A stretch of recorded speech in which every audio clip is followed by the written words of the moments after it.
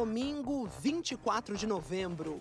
Exclusivo, o Fantástico começa com os áudios da investigação de uma trama golpista revelada esta semana. Tem que debater o que vai ser feito. Força aqui de preto. Mensagens trocadas entre militares de alta patente que planejavam tomar o poder no país depois das eleições de 2022. Vamos nessa, tô pronto. Força. Segundo a Polícia Federal, uma conspiração para matar o presidente Lula, o vice Geraldo Alckmin e o ministro do STF, Alexandre de Moraes. Neste corredor ficava o gabinete da Secretaria-Geral da Presidência da República dentro do Palácio do Planalto. Segundo a Polícia Federal, no fim de 2022, conspiradores prepararam neste gabinete uma investida contra a democracia brasileira. Mário Fernandes, general da reserva e número 2 da Secretaria-Geral da Presidência, usou a impressora do gabinete. E o que surgiu, revela a investigação, foi uma trama de morte para dar um golpe de Estado. O plano, punhal verde e amarelo. Qualquer solução, Caveira, tu sabe que ela não vai acontecer sem quebrar ovos, né? Sem quebrar cristais. A investigação afirma foi Mário Fernandes quem elaborou o documento. Levou no mesmo dia uma cópia até o Palácio da Alvorada, onde estava o então presidente Bolsonaro. A data, 9 de novembro de 2022, 10 dias depois do segundo turno da eleição, vencida por Lula.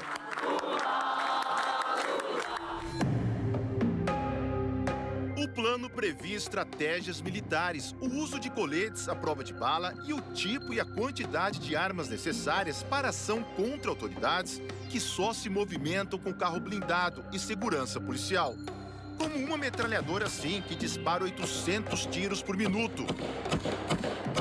Um lança-granada com 4 granadas que atinge alvos a 400 metros de distância. E um lança-rojão que consegue parar até um tanque de guerra. O planejamento cita 3 alvos de assassinato com codinomes: Jeca, Joca e Juca. Para a PF, Jeca é o presidente da República Luiz Inácio Lula da Silva. Joca, o vice-presidente Geraldo Alckmin. A polícia ainda não sabe quem é Juca. O ministro do Supremo Tribunal Federal, Alexandre de Moraes, não tem apelido no documento, nem é citado nominalmente. Mas os investigadores afirmam que ele era o principal alvo. O ministro poderia ter sido vítima de sequestro, prisão arbitrária e até assassinato, segundo a PF. Além do general da reserva, Mário Fernandes, a PF diz que o planejamento também teve envolvimento direto de outros militares de alta patente. O Fantástico teve acesso a 55 áudios da investigação, todos exclusivos. Mário Fernandes se mostra exaltado em várias conversas, fala dezenas de palavrões. Tá na cara que houve fraude, pô. Não dá mais pra gente aguentar esta p... Tá f... Nesse áudio de 4 de novembro de 2022, ele alega sem provas que houve fraude na eleição. Pessoas próximas a Mário Fernandes e oficiais do Exército responderam assim. Estou pedindo a Deus para que o presidente tome uma ação enérgica e vamos sim para o Vale Tudo. Eu estou pronto a morrer por isso. O presidente ele tem que fazer uma reunião petit comitê. Esse pessoal acima da linha da ética não pode estar nessa reunião. Tem que ser a rataria. Tem que debater o que vai ser feito. A Polícia Federal diz que o plano punhal verde e amarelo detalha as estratégias do ataque ao ministro Alexandre de Moraes, como a realização de um levantamento prévio da movimentação dele, com horários e itinerários, e das agendas oficial e pessoal. O plano também estipula a demanda, a quantidade de pessoas necessárias para o atentado. No mínimo, 2 equipes com 2 homens cada, e outras 2 com 1 homem. E um telefone descartável para cada uma dessas 6 pessoas. Segundo a Polícia Federal, um dos 6 responsáveis pela execução do plano é o tenente-coronel Rafael Martins de Oliveira, integrante dos Kids Pretos, um grupo de operações especiais do Exército. A investigação revelou que os executores do plano tinham um grupo no aplicativo de mensagens chamado Copa 2022. Que compraram chips de celular em nome de outras pessoas e, para dificultar ainda mais a identificação, se chamavam por países: Alemanha, Argentina, Brasil, Áustria, Gana e Japão. E que Japão era o tenente-coronel Rafael Martins de Oliveira. De acordo com a Polícia Federal, o primeiro alvo do ataque seria Alexandre de Moraes. Na época, ele era presidente do TSE, o Tribunal Superior Eleitoral, e, segundo a PF, passou a ter os passos monitorados pelo grupo. Por exemplo, no dia 23 de novembro, das 6h19 da tarde até 10h30 da noite, Rafael ficou perto da residência funcional do ministro. No dia seguinte, 24 de novembro, Rafael Martins de Oliveira se envolveu num acidente nesse trecho da BR-060. Tinha chovido e a pista estava escorregadia. Um carro bateu na traseira do veículo do militar. Nada grave, mas o que o motorista que provocou o acidente não imaginava é que o nome dele apareceria nas investigações. No local do acidente, o militar tirou esta foto que mostra a carteira de habilitação do motorista, alegando que precisava da imagem para acionar o seguro. Os dados desse documento serviriam para registrar um dos chips de celular usados no monitoramento do ministro. A fraude passaria despercebida se não fossem esses dedos que aparecem na foto. O sistema, ele nos trouxe um rol de candidatos, então, à medida que o papiloscopista foi realizando a comparação morfológica, ele chegou na identificação daquela impressão digital. Era mesmo de Rafael Martins de Oliveira. As investigações concluíram que foi assim, usando um telefone em nome de alguém que não tinha nada a ver com a história, que o militar partiu para o passo seguinte do plano. Era dezembro de 2022. Apoiadores radicais de Jair Bolsonaro estavam concentrados em frente a quartéis do Exército. Muitos pediam um golpe de Estado. Nem que seja para inflamar a massa, para que ela se mantenha nas ruas. Segundo os investigadores, acampamentos faziam parte de um movimento orquestrado principalmente por militares. O general Mário Fernandes se comunicava frequentemente com alguns líderes desses grupos. Talvez seja isso que o alto comando, que a defesa quer. Então, me desculpa a expressão, mas 4 linhas é o 4 linhas da Constituição é o Estamos em guerra, eles estão vencendo, está quase acabando e eles não deram um tiro, por incompetência nossa. Num outro áudio, o general Mário Fernandes disse que teve uma conversa com o então presidente Bolsonaro sobre a diplomação da chapa Lula e Alckmin no TSE. Durante a conversa que eu tive com o presidente, ele citou que o dia 12, pela diplomação do vagabundo, não seria uma restrição, qualquer ação nossa pode acontecer até 31 de dezembro e tudo. Aí na hora eu disse, presidente, mas o quanto antes, a gente já perdeu tantas oportunidades. Não fica claro que ação seria essa. No dia 12 de dezembro, data da diplomação, manifestantes tentaram invadir o prédio da PF e incendiaram carros e ônibus em Brasília. 15 de dezembro de 2022. Segundo a Polícia Federal, nesse dia, as mensagens trocadas entre os integrantes do Grupo Copa 2022 demonstram que os investigados estavam em campo, divididos em locais específicos para, possivelmente, executar ações para prender Alexandre de Moraes. A investigação mostra que 2 homens estavam parados neste estacionamento, no Parque da Cidade, em Brasília. O horário, 8h33 da noite. A cerca de 7 quilômetros dali, próximo ao STF, estava o tenente-coronel Rafael Martins de Oliveira. Ele avisa, estou na posição. Um outro estava perto da residência do ministro Alexandre de Moraes. Às 8h57 da noite, um integrante do grupo escreve: "Tô perto da posição. Vai cancelar o jogo?" Segundo a PF, o homem que estava no comando da ação dá a ordem: abortar. Naquele dia, a sessão do Supremo terminou mais cedo, o que pode ter atrapalhado o cerco ao ministro Alexandre de Moraes. E uma nova informação apurada pelo Fantástico pode explicar por que a ação não foi concluída. Nesse mesmo dia, segundo investigadores da PF, o então comandante-geral do Exército foi até o Palácio da Alvorada para uma reunião com o presidente Bolsonaro. E o resultado dessa conversa pode ter interferido no plano golpista. Marco Antônio Freire Gomes foi o comandante-geral do Exército entre março e dezembro de 2022. Ele disse em depoimento à PF que se recorda de ter participado de reuniões no Palácio da Alvorada e que sempre deixou claro que não participaria de qualquer ato para reverter o processo eleitoral. Em outra mensagem, Mário Fernandes reclama que Bolsonaro não assinou o decreto do golpe. Cara, o presidente tem que decidir e assinar esta merda.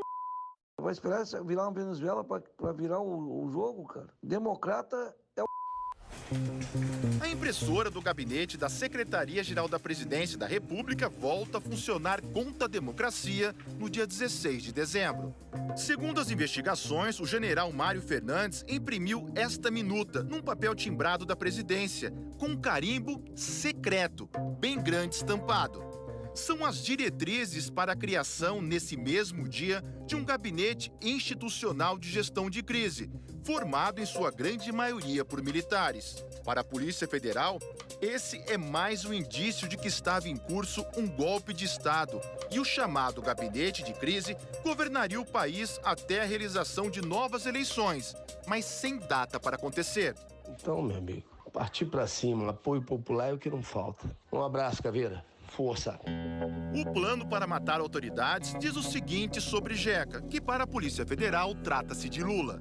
Considerando a vulnerabilidade do seu atual estado de saúde e sua frequência a hospitais, envenenamento ou uso de química, remédio que lhe cause um colapso orgânico. A investigação apontou que o agente da Polícia Federal, Vladimir Matos, passou ao grupo que planejava o golpe de Estado informações sobre a equipe de segurança e a localização de Lula. No dia 13 de dezembro, um dia depois da diplomação do presidente eleito, Vladimir mandou esse áudio.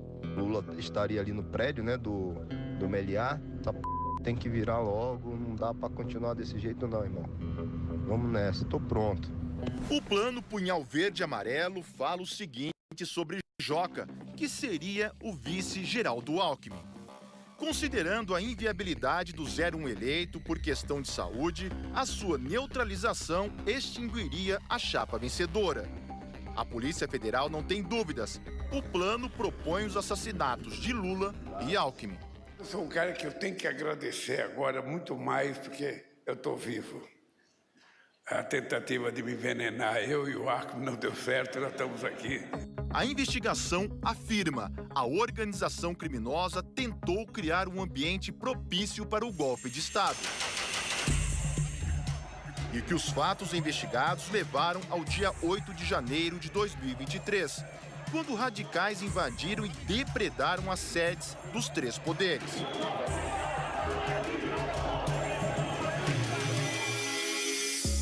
Na terça-feira passada, 5 pessoas foram presas por determinação do ministro Alexandre de Moraes. Entre elas, o general Mário Fernandes, o tenente-coronel Rafael Martins de Oliveira e o policial federal Vladimir Matos Soares. Na quinta-feira, a Polícia Federal encerrou a investigação sobre a tentativa criminosa de manter Jair Bolsonaro no poder. 37 pessoas foram indiciadas e nessa lista também constam os nomes de Mário, Rafael e Vladimir. O indiciamento também incluiu o general Braga Neto, candidato derrotado à vice-presidência na chapa de Bolsonaro, e o tenente-coronel Mauro Cid, ex-ajudante de ordens da presidência. Uma das acusações, participação deles numa reunião em 12 de novembro de 2022, na casa de Braga Neto. Segundo a PF, o assunto foi o plano Punhal Verde e Amarelo.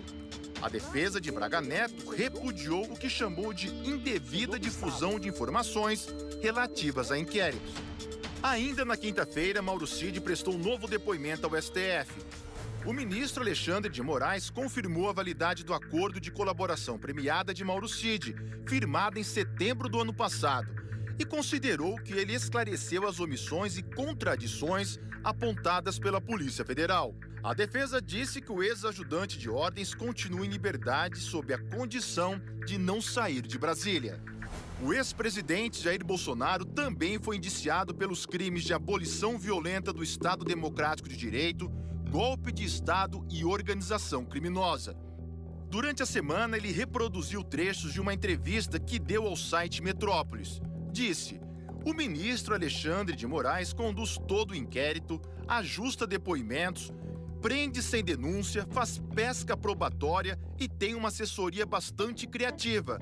Faz tudo o que não diz a lei. O suposto plano de morte de Lula e Alckmin deixa uma dúvida: quem seria Juca, outro possível alvo do grupo golpista? No texto, a pessoa é descrita assim: eminência parda do 01 e uma das lideranças do futuro governo.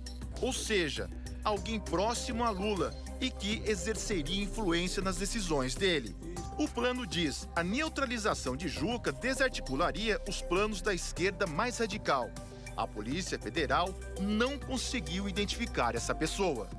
Quando nós disputávamos as eleições, eu dizia que um dos meus desejos era trazer o Brasil à normalidade, à civilidade democrática, em que a gente faz as coisas da forma mais tranquila possível, sabendo que você tem adversário político, sabendo que você tem adversário ideológico, mas sabendo que de forma civilizada você perde, você ganha.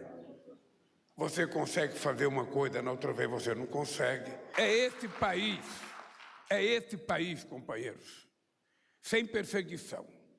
É esse país sem o estímulo do ódio. É esse país sem o estímulo da desavença que a gente precisa construir. Filho Preto, um abraço, Caveira.